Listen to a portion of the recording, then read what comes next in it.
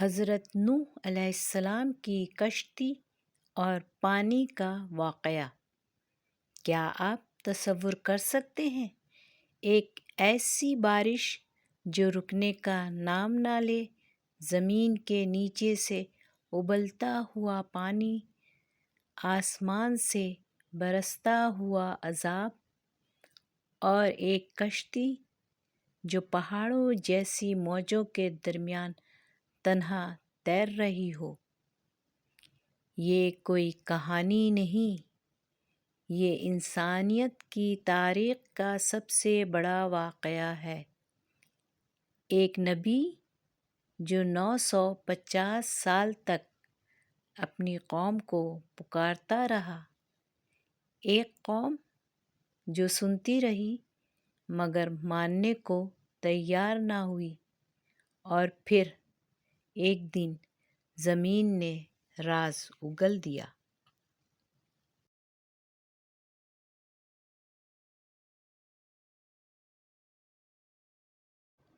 حضرت نوح علیہ السلام کا واقعہ قرآن مجید میں کئی مقامات پر ذکر ہوا۔ سورہ ہود، سورہ نوح، سورہ المومنون، سورہ القمر اور دیگر سورتوں میں اس عظیم واقعے کی تفصیل ملتی ہے۔ یہ صرف ایک سیلاب کی داستان نہیں، یہ ایمان اور انکار کی جنگ ہے۔ یہ صبر، دعوت اور اللہ کے وعدے کی سچائی کی دلیل ہے۔ حضرت نوح علیہ السلام کو انسانیت کی اولین رسولوں میں شمار کیا جاتا ہے۔ انہوں نے اپنی قوم کو توحید کی دعوت دی، شرک سے روکا، بتوں کی پرستش چھوڑنے کو کہا، لیکن ان کی قوم نے کیا کیا؟ مذاق اڑایا، الزامات لگائے اور مسلسل انکار کیا۔ زمانہ قدیم ہے، ایک قوم جو طاقتور تھی، خوشحال تھی مگر گمراہ تھی۔ وہ ود، سوا، بغوث، یعوق اور نصر نامی بتوں کی عبادت کرتے تھے۔ یہ وہ نام ہیں جو قرآن مجید میں سورہ نوح میں ذکر ہوئے ہیں۔ حضرت نوح علیہ السلام نے پکارا، اے میری قوم، اللہ کی عبادت کرو، اس کے سوا تمہارا کوئی معبود نہیں۔ انہوں نے دن میں دعوت دی، رات میں دعوت دی، کھلے عام بھی اور تنہائی میں بھی۔ 950 سال، یہ صرف ایک عدد نہیں، یہ صبر کی انتہا ہے۔ لیکن جواب کیا ملا؟ ہم تمہیں اپنے جیسا انسان ہی دیکھتے ہیں۔ اگر اللہ چاہتا تو فرشتے بھیج دیتا۔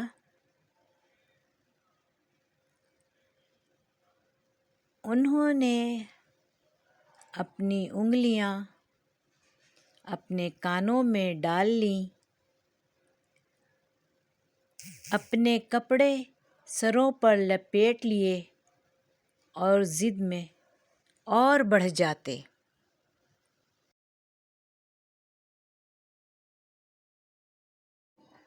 جب انکار حد سے بڑھ گیا اور ایمان لانے والے بہت کم رہ گئے، تب حضرت نوح علیہ السلام نے اللہ سے دعا کی، اے میرے رب، زمین پر کافروں میں سے کسی کو نہ چھوڑو۔ یہ دعا مایوسی نہیں تھی، یہ عدل کا مطالبہ تھا، کیونکہ قوم نے ہر حد پار کر لی تھی۔ اللہ تعالیٰ نے وحی فرمائی، تم ایک کشتی بناؤ ہماری نگرانی میں اور ہماری وحی کے مطابق۔ کشتی خشک زمین پر، ایک ایسی جگہ جہاں دور دور تک سمندر کا نام و نشان نہ تھا۔ حضرت نوح علیہ السلام نے حکم مان لیا۔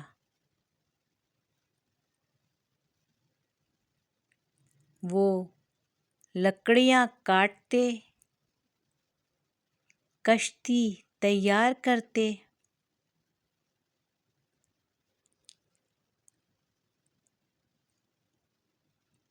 لوگ گزرتے، ہنستے، مذاق اڑاتے۔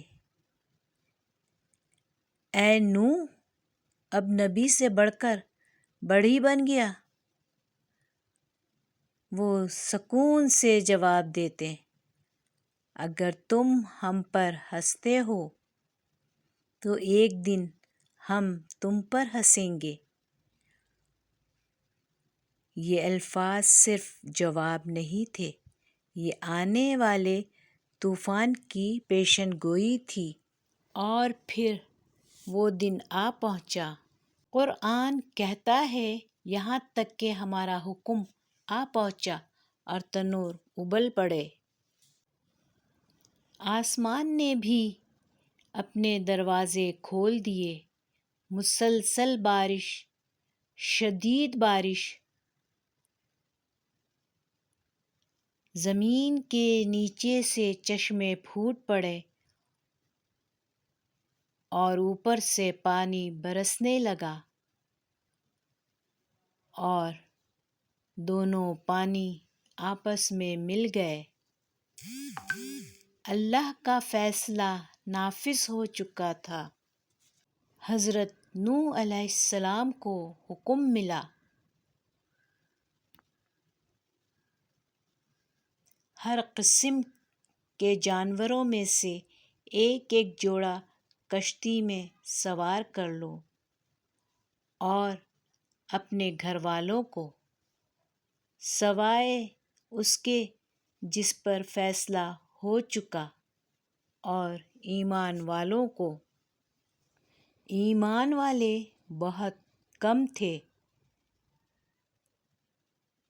کشتی روانہ ہوئی، پہاڑوں جیسی موجیں اور ہر طرف پانی ہی پانی۔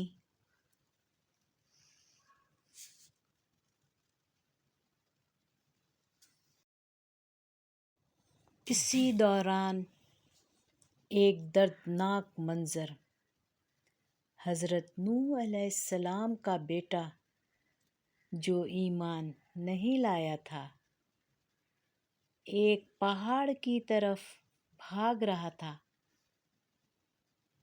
نوح علیہ السلام نے پکارا، اے میرے بیٹے، ہمارے ساتھ سوار ہو جاؤ، کافروں کے ساتھ نہ رہو۔ بیٹے نے جواب دیا، میں کسی پہاڑ پر پناہ لے لوں گا، وہ مجھے پانی سے بچا لے گا۔ حضرت نوح علیہ السلام نے فرمایا، آج اللہ کے حکم سے کوئی بچانے والا نہیں سوائے اس کے جس پر وہ رحم کرے۔ اور پھر ایک موج آئی،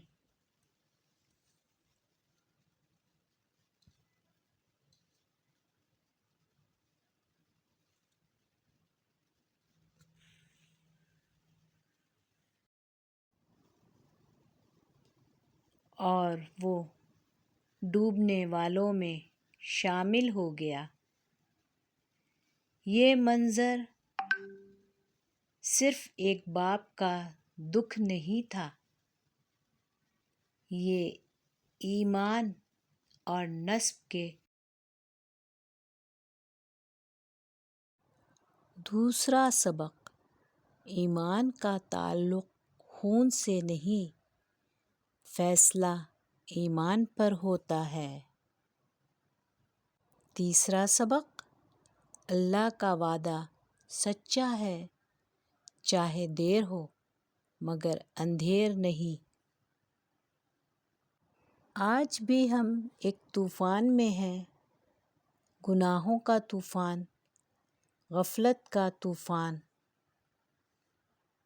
ہماری کشتی کیا ہے؟ ایمان، قرآن، سنت۔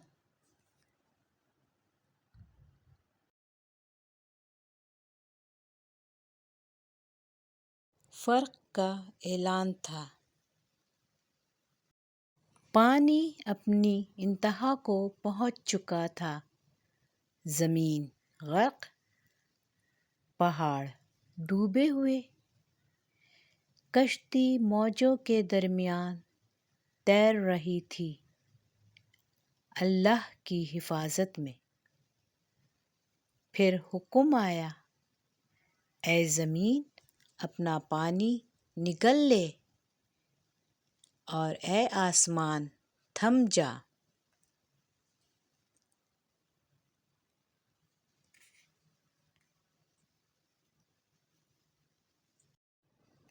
بارش رک گئی، زمین نے پانی سمیٹ لیا، اور کشتی جودی پہاڑ پر ٹھہر گئی۔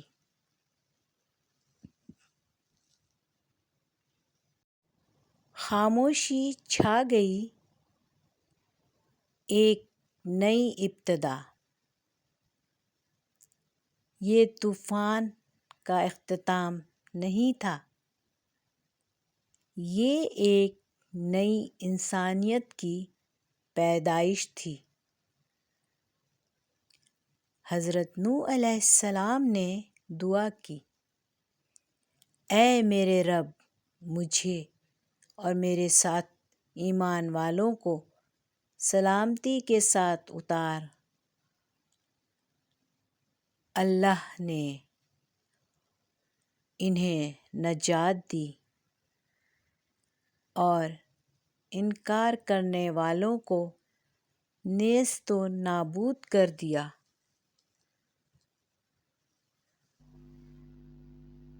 ریفرنسز ہیں القرآن الکریم، سورہ نوح، سورہ ہود، سورہ المؤمنین، سورہ القمر، صحیح بخاری، صحیح مسلم، سیرت